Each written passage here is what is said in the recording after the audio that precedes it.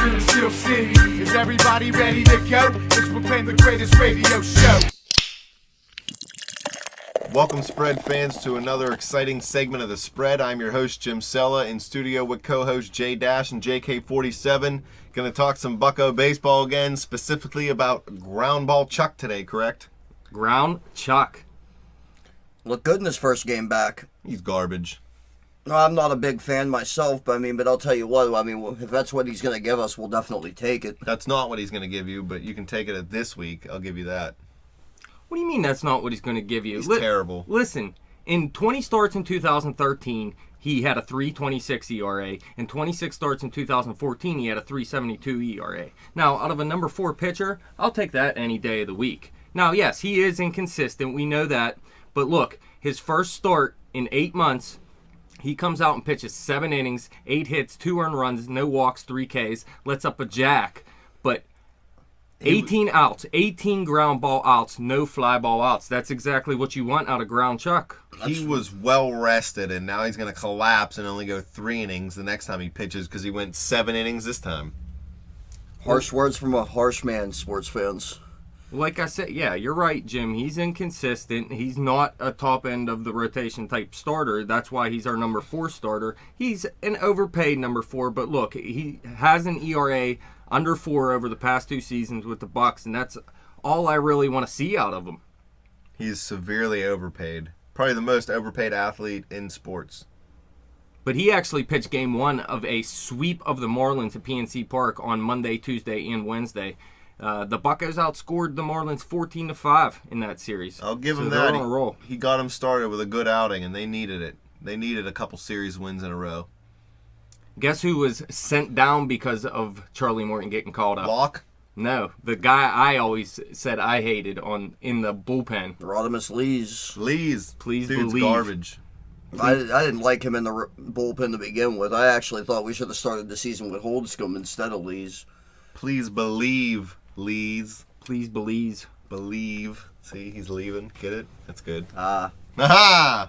But yeah, Morton pitched game 1. They won the game 4-2. It was the 4th straight win for the Buccos. Got him back to 500 on the season. So it was a big start for Morton in many ways. And he came through. He allowed a run in the first inning when D. Gordon led off with an infield single and later scored on a single by Stanton to make it 1-0. But this was the game that Cervelli hit the big 3-run homer in the second inning that Easy said, I need to see him come through here. Actually, I was just going to mention that, actually, because, as soon as he said that, he sent that ball into the right field stands. It was a big home run, allowed them to get to a 3-run lead. Yeah, and really the only other mistake Morton had was the Stanton home run in the 3rd inning, and he really settled down after that. I don't know if I watched that home run, and I'll tell you what, I don't know if I'd consider it really a mistake. That was a fastball thrown in on the hands, and he actually fisted it out of the right field stand. So, if that's anybody else but Stanton, that ball stays in the ballpark. Oh, you're right, yes. So, as far as it being a mistake, it was a little bit up in the zone, but, I'll tell you what, it wasn't a bad pitch at all. Stan's a beast. He is a beast. Pedro added an insurance run with a solo shot in the 6th inning to make it 4-2. Mark Melancon got his 11th save of the season in 12 chances, so he's looking pretty good too. But all in all, Morton's only 31 years old. If you don't like him as a number 4, I think you're asking for a little bit too much out of a rotation. Now, as a number 3, I understand. But we have 3 dominant starters right now. And no one in baseball has a dominant rotation from top to bottom. He's a long reliever at Well, best. who's the 3rd dominant starter? Burnett? No, I'm not talking about Burnett. Liriano's been a beast, man. He had 1 bad start.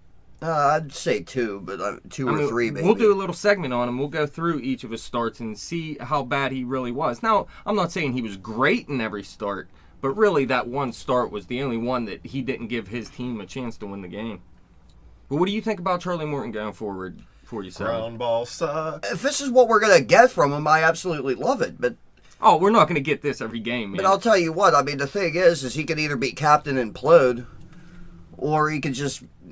I've seen this guy look like a Cy Young candidate in certain starts, and then I've seen him look absolutely terrible. See, here's the thing to me. He's a number 4 starter, so he's not going to be great, but I think he's good enough to be on a playoff team, and once you get to the playoffs, he's not in the rotation.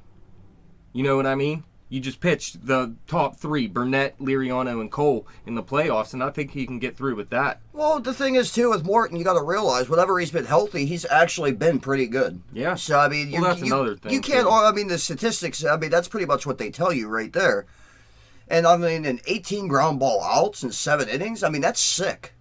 It's true, too, that he might not even make it through a full season because he does go down with injury a lot. Like we said, 20 starts in 2013, 26 in 2014, not terrible, but usually if you're healthy, you're making over 30 starts a season. What do you think going forward, Jim? I think he's garbage. Like I said, you call him a good 4 starter. I find him to be a serviceable 5th starter. He's so inconsistent. He'll go good for a few weeks, terrible for another couple weeks. What ERA do you want out of your number 4 starter? It's not. I mean, I get that his ERA isn't that terrible, and his stats really aren't even that terrible. It's just the guy isn't somebody I want to trust ever. Like, anytime he has the ball in his hands, I'm worried that we're going to get blown the F out. That you should have some trust in your 4th starter to, hey, this guy's at least going to battle there. But I got nothing. I don't know. When I see this guy on the mound, I just got nothing. I don't know. Got nothing. I have a little bit of trust in him. Like I said, I don't want him pitching in the playoffs, but I'm happy with him as a number 4. In the regular season, you can be a winning team with him as a back-end starter. Well, I don't know. I consider this dude ground ball garbage. Well, the offense is moving. They got 3, in my opinion, 3 dominant starters. Bringing back Charlie Morton for a number 4, having Locke as number 5. I like that rotation moving forward. I'll tell you what, I really do like the Buccos right now. And, I mean, eventually we'll get to what they did last night on Thursday night out in San Diego. But, I mean, I'll tell you what, they're on a roll right now. And this is exactly what you want to see out of them going into the June, July, and August months. I mean, they had a little bit of a rough May. It's nice to see Morton get back right now, too. And maybe if he does struggle or Locke struggles, you'll see them make a trade for another starting pitcher for the back end of their rotation. Or Clayton Richard could even be a possibility. That's right. I forgot we got him, actually. And I'd like to see him either get a different left-handed starter or a different left-handed bullpen arm. Well, let me ask you something. What would you think about getting Cole Hamels for the rotation? And what kind of prospects would you give up for him? Well, I wouldn't give up a lot for him, especially with Kingham having the Tommy Johns and Tyon had the Tommy Johns. Like, these guys are getting delayed in their chance to come up. They still have value because people are coming back from these surgeries, but I don't want to barren our prospects for Cole Hamels. Well, I mean, I like Cole Hamels, though. I mean, I always have. I like him. I think Is he better than our top 3 right now, though? Well, maybe Liriano. I mean, Burnett. I mean, you're not going to have Burnett next year. You probably wouldn't get Hamels back next year. It's doubtful Nutting would shell out the money just to pay Hamels. Especially if he's a rental. I don't like rentals. It's also going to cost you probably Tyon and a Bell or a Meadows to get. Nope. Yeah, I'm definitely not trying to give up Bell or Meadows either, because, I mean, those guys are going to be... I'm not trying to give up Tyon either. I'd give him Pedro before I'd give him Bell. We'll give you Tabata. There you go. Tabata for all their good players. Well, that wraps it up. Thank you guys for coming in studio. Thank you, fans, for listening. You guys can follow us on Twitter at bet_the_spread. You can follow me on Twitter at betjimthewin. You can check out our website at thespreadnews.simplesite.com. Like us on Facebook and subscribe to that YouTube channel. Raise it.